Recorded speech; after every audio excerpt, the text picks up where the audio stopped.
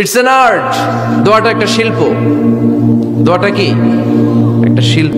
এটাকে রপ্ত করতে জানতে হয়, এটাকে আত্মস্থ করতে জানতে হয়। সব কাজের মধ্যে first class, second class, third class আছে না নাই?